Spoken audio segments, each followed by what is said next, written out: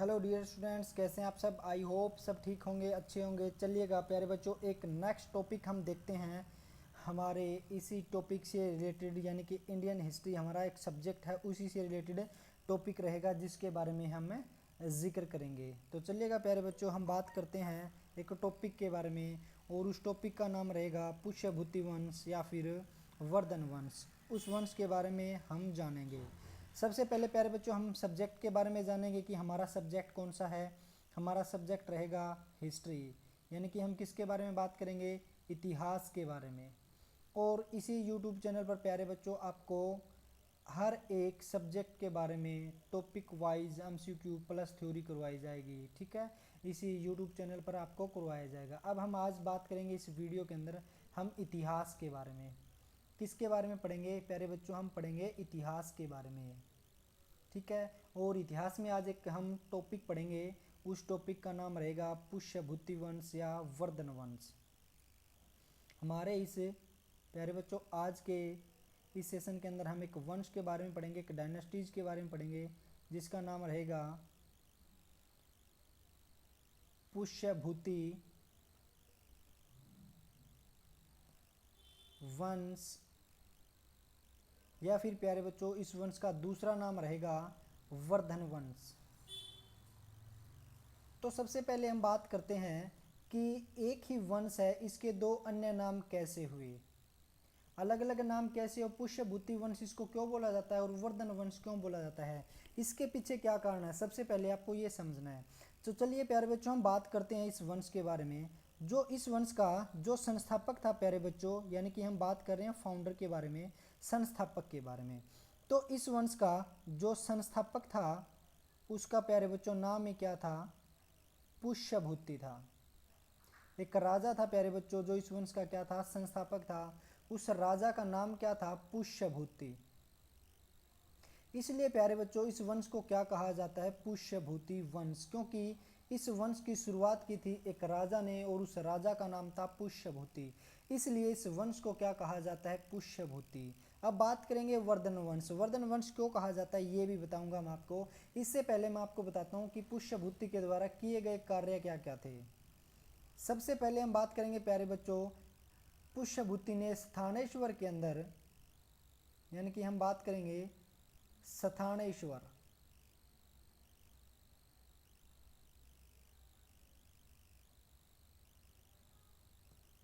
स्थानेश्वर में प्यारे बच्चों, यानी कि वर्तमान में इसका नाम क्या हो चुका है, थानेश्वर।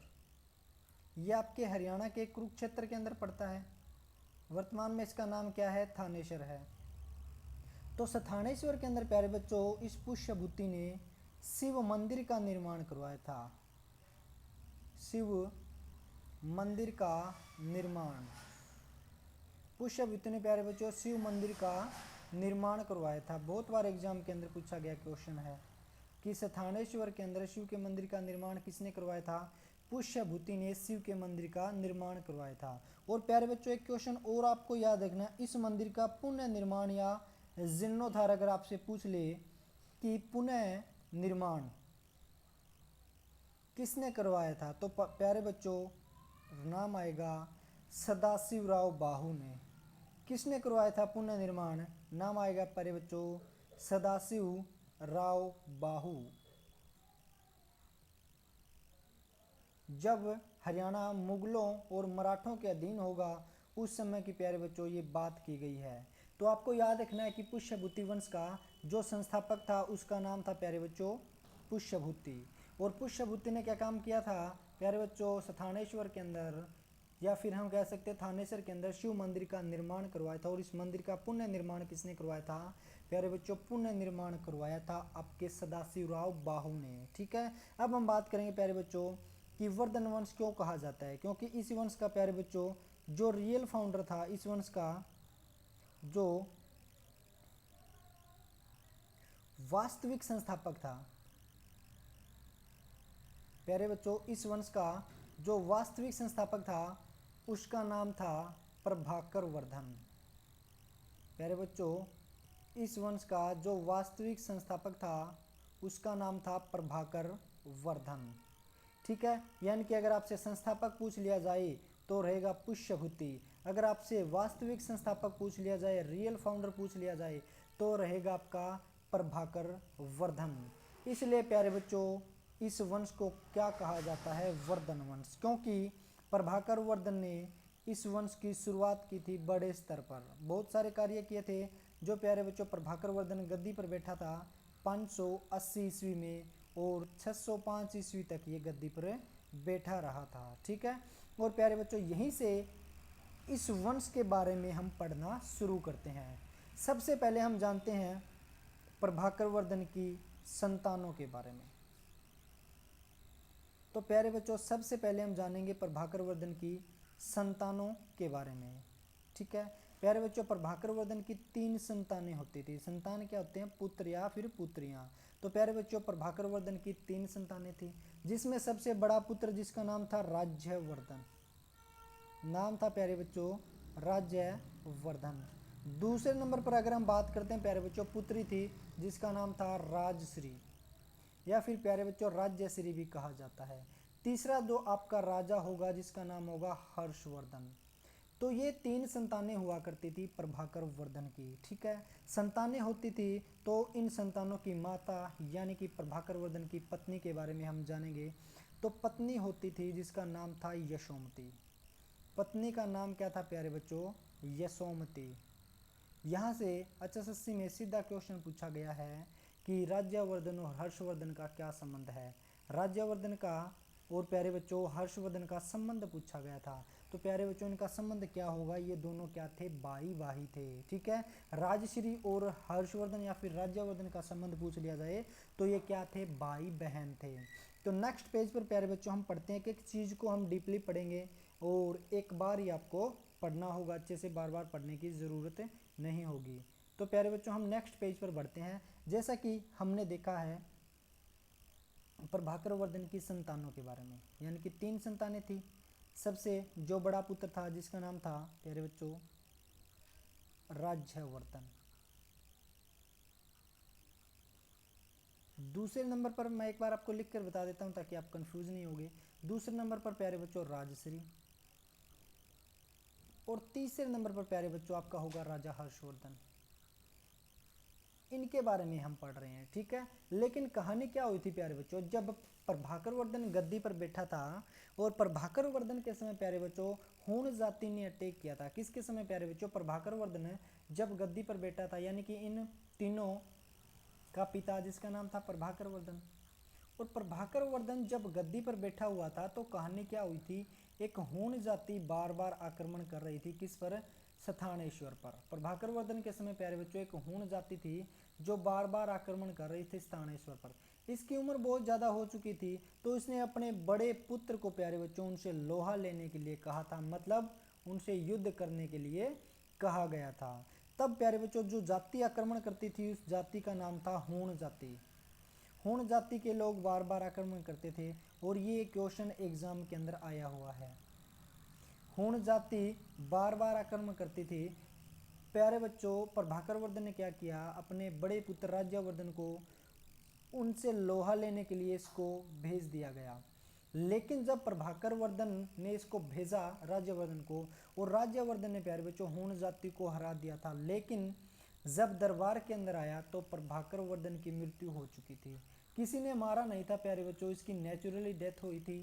ठीक है, और प्रभाकर वर्धन की जो पत्नी थी प्यारे बच्चों जिसका नाम था यशोमती, क्योंकि उस समय सती प्रथा शुरू थी, यशोमती जो पत्नी होती थी वो क्या हो चुकी थी, सती हो गई थी। और प्यारे बच्चों सती आपको पता होगा किसको कहा जाता है, अगर किसी भी महिला का पति मर जाता है तो उसके साथ प्यारे बच्चों उसकी पत्नी को जलाया जाता है, उसे कहते हैं सती प्रथा। ठीक है, उसको हम क्या कहते हैं, सती प्रथा कहते हैं प्यारे बच्चों। और सती प्रथा गुप्त वंश के प्यारे बच्चों एक राजा था जिसका नाम था भानुगुप्त। भानुगुप्त के समय से ये सती प्रथा का उल्लेख हमें सर्वप्रथम एरण अभिलेख में हमें देखने को मिलता है। और ये सती प्रथा प्यारे बच्चों 1829 के अंदर जाकर के पूर्ण रूप से खत्म होगी। कब होगी, 1829 में। ठीक है, लेकिन हम अपने टॉपिक पर आते हैं। तो प्यारे बच्चों अब सती हो चुकी थी प्यारे बच्चों पत्नी यशोमती भी, और प्रभाकर वर्धन भी मारा जा चुका था। अब तीनों बहन भाई बचे हुए थे। दरबार के अंदर तीनों बहन भाई बचे हुए थे, यानी कि राज्यवर्धन बचा हुआ था, राजश्री बची हुई थी और हर्षवर्धन बचा हुआ था। ये तीनों बहन भाई दरबार के अंदर रहे हैं। लेकिन राज्यवर्धन ने प्यारे बच्चों क्या काम किया कि राजश्री जवान हो चुकी थी, इसका विवाह करवाना था और प्यारे बच्चों राजश्री का विवाह कर दिया गया ग्रहवर्मा के साथ। किसके साथ प्यारे बच्चों? ग्रहवर्मा के साथ विवाह कर दिया गया। और ये ग्रहवर्मा प्यारे बच्चों मोखरी वंश का राजा था। किस वंश का राजा था? मोखरी वंश का राजा था। और प्यारे बच्चों कहाँ का राजा होता था ये? कन्नौज का। कहाँ का राजा होता था? कन्नौज। कन्नौज का राजा होता था प्यारे बच्चों। और कन्नौज वर्तमान में कहाँ पड़ता है? यूपी के अंदर ये कन्नौज पड़ता है। तो इसके साथ विवाह कर दिया जाता है राजश्री का। लेकिन प्यारे बच्चों एक घटना और होती है, एक राजा और बीच में एंट्री करता है जिसका नाम था देवगुप्त। देवगुप्त प्यारे बच्चों एक राजा था, ये मालवा का राजा था। कहाँ का राजा था? मालवा।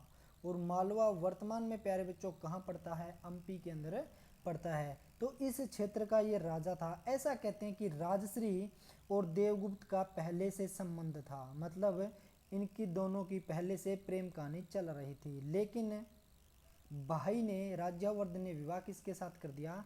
ग्रहवर्मा के साथ कर दिया। तो बस प्यारे बच्चों इसी बात पर गुस्सा आया देवगुप्त को और देवगुप्त ने ग्रहवर्मा को मार दिया। देवगुप्त ने किसको मार दिया प्यारे बच्चों? ग्रहवर्मा को मार दिया था। और फिर प्यारे बच्चों कहानी क्या होती है? राज्यवर्धन को जब ये बात पता चली, राज्यवर्धन को जब ये बात पता चली कि देवगुप्त ने ग्रहवर्मा को मार दिया है, फिर प्यारे बच्चों यहीं से राज्यवर्धन गया और इसने भी किसका काम कर दिया प्यारे बच्चों? देवगुप्त का। यानी कि राज्यवर्धन ने मार दिया किसको? देवगुप्त को। राज्यवर्धन ने देवगुप्त को मार दिया। और प्यारे बच्चों इस देवगुप्त का एक जिगरी दोस्त था जिसका नाम था शशांक। यानी कि जिगरी दोस्त अपने दोस्त के लिए क्या नहीं करता, और ऐसा ही प्यारे बच्चों शशांक ने किया। शशांक प्यारे बच्चों ये बंगाल का राजा था। कहाँ का? बंगाल का राजा था। और अगर आपसे वंश पूछ लिया जाए किस वंश का राजा था प्यारे बच्चों? चंद्रवंश। चंद्रवंश। यह प्यारे बच्चों इस वंश का दूसरा नाम रहेगा गोंड वंश। आपको याद रखना है चंद्रवंश या गोंड वंश का राजा था प्यारे बच्चों, जिसका नाम क्या था? शशांक। जिसका नाम क्या था प्यारे बच्चों? शशांक जिसका नाम था। ध्यान से सुनिएगा कहानी को। अब कहानी क्या होती है प्यारे बच्चों? शशांक जिगरी दोस्त था किसका? देवगुप्त का जिगरी दोस्त था। ये अपने दोस्त की मौत का बदला लेना था। तब प्यारे बच्चों शशांक ने क्या किया? शशांक ने राज्यवर्धन के पास पत्र लिखा।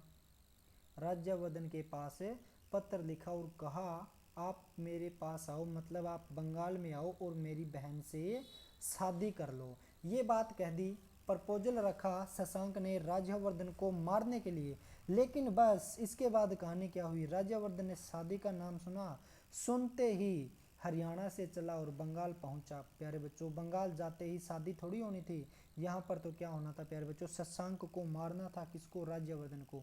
और प्यारे बच्चों इसी शशांक ने किसको मार दिया था? राज्यवर्धन को मार दिया। यानी कि प्यारे बच्चों इतना बड़ा परिवार था धीरे धीरे खत्म हो रहा था। अब प्यारे बच्चों कहानी क्या होती है? शशांक ने किसको मार दिया? राज्यवर्धन को। और प्यारे बच्चों शशांक से क्वेश्चन बनेगा, शशांक ने बोधि वृक्ष कटवाया था। बोधि वृक्ष।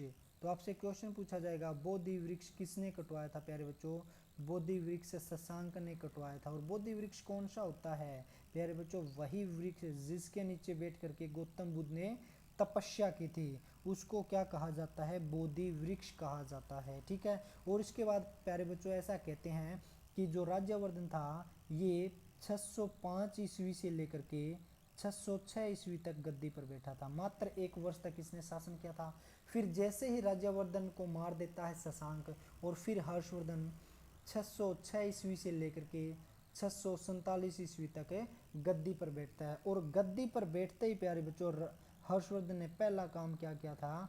हर्षवर्धन ने पहला काम किया था प्यारे बच्चों, शशांक को मार दिया था। किसको मार दिया था? शशांक को प्यारे बच्चों मार दिया गया था। ठीक है। हर्षवर्धन ने किसको मारा? शशांक को। कहानी को एक बार दोबारा से समझिएगा प्यारे बच्चों, मुझे पता है आप पजल हो चुके हैं, दोबारा से ध्यान दीजिएगा। प्रभाकरवर्धन की 3 संतानें थी, राज्यवर्धन, राजश्री, हर्षवर्धन। राजश्री का विवाह कर दिया गया ग्रहवर्मा के साथ। ग्रहवर्मा मौखरी वंश का राजा था, कन्नौज यानी कि यूपी का राजा होता था। और इस ग्रहवर्मा को मार देता है देवगुप्त। और प्यारे बच्चों, देवगुप्त को किसने मार दिया? राज्यवर्धन ने देवगुप्त को मार दिया। और देवगुप्त का जिगरी दोस्त था शशांक। और प्यारे बच्चों, फिर अपनी दोस्त का मौत का बदला लिया शशांक ने किसको मार दिया? राज्यवर्धन को। और फिर प्यारे बच्चों, राज्यवर्धन की मौत का बदला लिया हर्षवर्धन ने। हर्षवर्धन ने किसको मार दिया? शशांक को।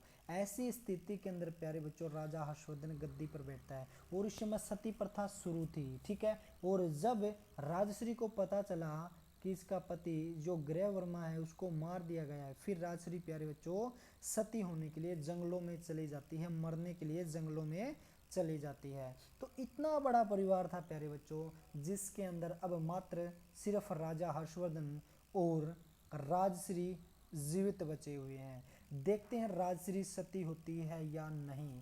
ऐसी स्थिति के अंदर प्यारे बच्चों राजा हर्षवर्धन गद्दी पर बैठा था। ये राजा हर्षवर्धन के पहले की कहानी है। आई होप आपको अच्छे से समझ आई होगी। अब प्यारे बच्चों, मैं आपको राजश्री के बारे में बताऊंगा नेक्स्ट पार्ट के अंदर।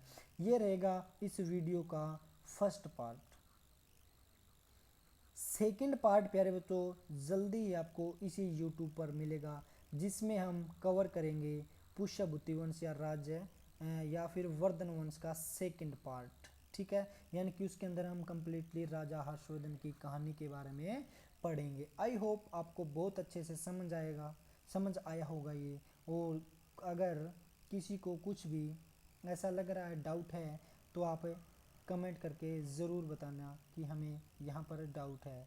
चलिएगा, थैंक यू क्लास, मिलते हैं नेक्स्ट पार्ट में।